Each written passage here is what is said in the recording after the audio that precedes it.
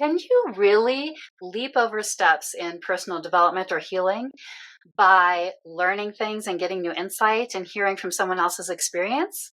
Well, yes and no. That's what I'm going to cover in today's video. Hey everyone, I'm Sonia, and on this channel, I give you tips and strategies for attachment style healing, personal development, and helping you live your best life and have the most fulfilling relationships. If you would like to get on my occasional newsletter, you can see the info for that in the description box below. And if you're interested in getting a little more help or having a free 20-minute consultation to see where I can point you to, you can find the information for that in the description box as well. So, can we kickstart our healing and personal development and, maybe having better relationships if we're struggling in that area? Can we kickstart that or leap over some steps maybe because of, finding YouTube channels or hearing someone else's experience? What does that really do for us? And what doesn't it do? What steps does it not take us through?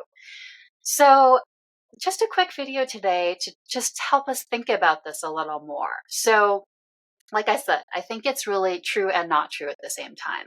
And really, fundamentally, it's because the insight isn't the same as the work. However, I still would argue that that kickstart is there, and so that it is important and can be a way that healing does happen faster, or, changes do happen faster in someone's life. So why is that? Why is it that there's the kickstart? Let's cover that before we cover the kind of work that still would need to be done. So the first reason that I thought of, I'm sure there's many, but is that it gives you a different lens, right? Because it's so, we're just going along with our lens that we don't even see that we're in. I think I've, said that phrase that people talk about all the time, or that analogy of, you're the fish in water. You don't even realize you're in water. I mean, we just have our ways and our patterns and our lenses. And so when someone else, through the information they're communicating, or through, sharing their own journey, when someone else can give us a new lens, that is really important. And it really is this big boost. Sometimes it's the boost that gets us onto a healing or a personal development journey in the first place. But if we're looking around and just knowing we're struggling, that can be sort of that first step that is the crucial step that puts us on that staircase to the actual healing and the actual work. And sometimes it's just hard to come to that on our own because of the fact that we're so in our, former patterns. What can help us do that push? And something I'll keep referring back to here is that, sometimes it's more of a situation where people reach rock bottom. Maybe they still need the insight from someone else on how to get out of that. But here I'm really talking about where you maybe don't have to get to that rock bottom first. And so that can be really nice too, right?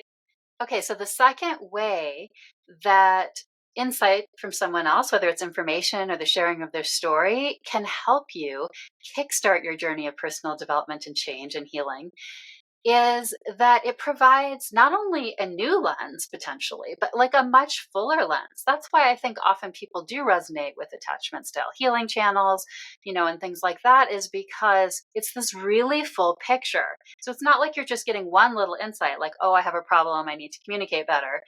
But you can get this whole, some of them are theories.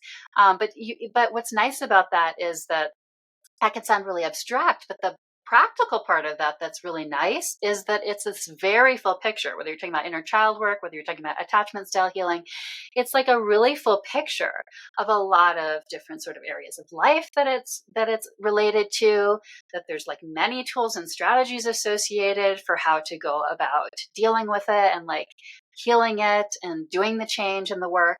So that really full holistic picture that these different lenses provide is an absolutely fantastic jumpstart onto your journey of healing and change.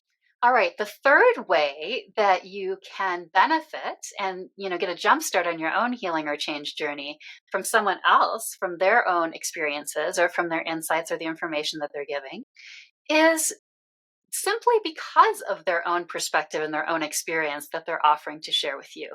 And because that can be, yes, it's still not your own work that you're doing, but it can be very practical to see it in action in someone else. That can help us, like I said, just see how it looks practically in their life, and experience. And it can also help to show us some nuances, right? Because that does take it to an understanding level that's more practical than just the abstract theory. And then finally, a fourth way that it can be really helpful and sort of speed up even your healing or change journey by just hearing information and insight and the experiences of another person is really related to what I said about it, then not having to be when you've really reached a rock bottom already. And so I'm going to link the not having reached the rock bottom to the timing factor and why I'm saying it's a kickstart or sort of a faster process, in that, when we are in a much worse circumstance, whether we've reached rock bottom or not, from struggles that we're having, yes, it's a boost in its own way, a difficult boost, but towards change, but it also often requires a lot more recovery time. Just in terms of healing, it can be like really hard to get into that space. So if we're able to catch some insights and notice from those things about our own lives in ways that we could change earlier than that, then that's going to naturally mean that we're able to do the work faster and do the healing faster, because we won't have, as much recovery time. And of course, sometimes it does happen that other way, and that's okay. But it is the reason, I think, why, if we're able to have information and resources, all the time, not just when we're at rock bottom, it can be a wonderful thing. All right, so on to the second part, though, the no, about why it sort of isn't really quite right to say that it's like, okay, we've got all this insight, and so boom, we're on the journey of healing. So it's not quite that simple, right? Because we do have to pull it into our own lives in these really, really practical ways, and we really do have to do the work.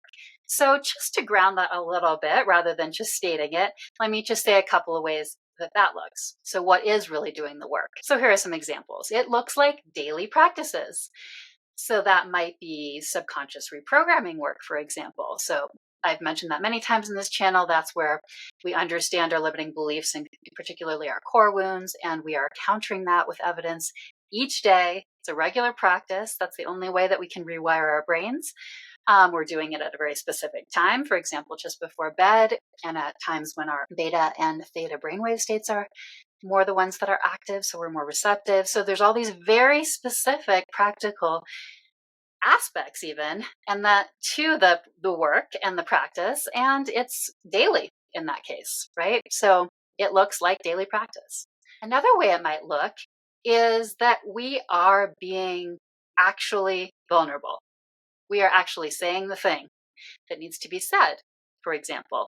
So maybe we're stating a need that we are afraid of stating because we're afraid the other person, doesn't want to participate in compromising on how we might get the need met. Or maybe we're explaining a trigger that we've realized that we have. So, it can be vulnerability even just with ourselves and allowing emotions, but it also might mean vulnerability in terms of actually speaking more and advocating for ourselves, but in this way where we're really sharing the really most intimate aspects of ourselves and what we're dealing with.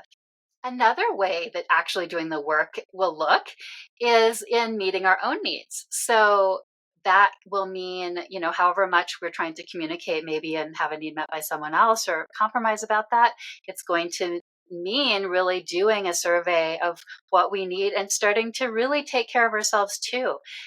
Because that part of it, no matter, what you're trying to also compromise with from another person, has to always be part of it, where we know we can also meet the need ourselves. And so doing that full inventory and then actually starting to do things that start to meet those needs and that our subconscious can see and receive that we're starting to meet those needs will be a key part of the work as well. Another part of doing the work often means conversation shifting. A lot of us do not speak as carefully, maybe, or we just haven't learned to communicate in ways that are as effective with other people.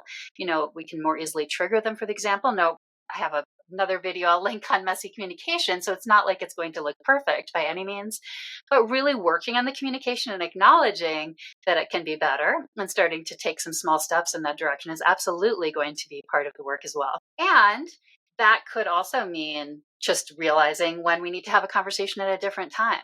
And that pulls me into the final example I'll give for what actually really doing the work looks like, and that, isn't something you can just skip over because you have the insight from someone else's experience or knowledge, which is to be able to emotionally regulate our nervous systems. And so I do not at all mean not having our emotions and expressing them. I don't mean suppressing them, but I mean in the sense of sort of evaluating. Like I said, maybe we're evaluating in a conversation that we're triggered and we're able to actually communicate that and have the conversation later. Or maybe we have learned techniques. If our nervous system is ramped up a lot, we've learned techniques to help us with that. And so that we don't have that nervous system that's ramped up all the time. It could be anything, right? Because a lot of the work is learning what works for us individually. So maybe for one person, it's meditation. For another person, it's mindfulness in the moment, whatever that is.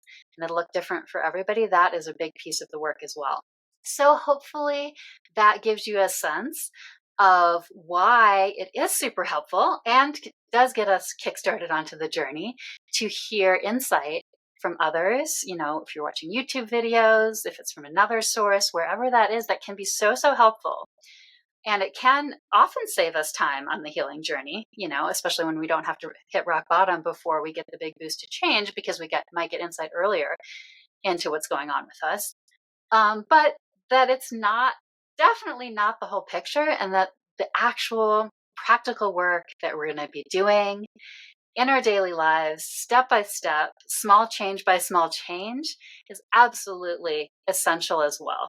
I hope that was helpful. If you have any questions, please feel free to ask me in the comments. And I would also love to hear if there's any topic that you would like me to cover in a future video.